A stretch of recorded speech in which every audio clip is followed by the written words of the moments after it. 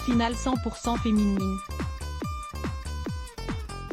C'est ce qu'a proposé Koh-Lanta vendredi soir sur TF1 pour l'ultime épisode des Armes secrètes qui a vu Maxine et Lucie se soumettre au vote du jury final, avec la victoire de Maxine. Les adieux des 21 aventuriers de cette saison ont été suivis en moyenne par 5,72 millions de téléspectateurs selon Médiamétrie, permettant à la chaîne de se placer leader des audiences de la soirée. À lire aussi audience YouTube, Kid Squeezie, Michou, Lena Situation ou Amixem arrivant. Audience Access 20h, quotidien à un bon niveau, petit score pour le foot sur.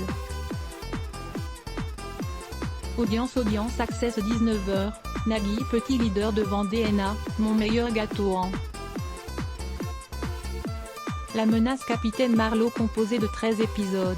Cette saison placée sous le signe de la stratégie avec l'introduction d'Armes secrètes, est arrivée à l'antenne le 12 mars dernier, pour un premier numéro suivi par 5,74 millions d'aventuriers, signant là un score au plus haut depuis 2017 pour un début de saison de Koh-Lanta sur TF1.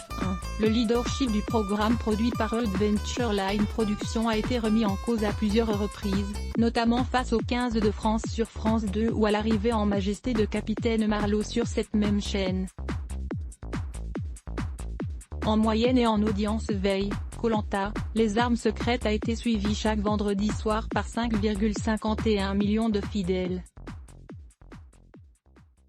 25,6% du public âgé de 4 ans et plus et 41,2% des femmes responsables des achats âgées de moins de 50 ans, Freda 50, ont été au rendez-vous. La saison précédente, Les 4 Terres, diffusée fin 2020, avait de son côté rassemblé 5,52 millions de fans, 26,3% des 4+ et une part de marché de 40,1% sur la cible commerciale. Une nouvelle saison de Koh-Lanta a déjà été tournée en vue d'une mise à l'antenne à la rentrée sur TF1. Cette saison anniversaire qui permettra de fêter les 20 ans du programme, réunira des candidats emblématiques tels que Claude Dartois ou Clémence Castel. Les 20 aventuriers retenus se sont retrouvés en Polynésie française, à l'instar de la saison qui vient de s'achever. Adblock Test, why?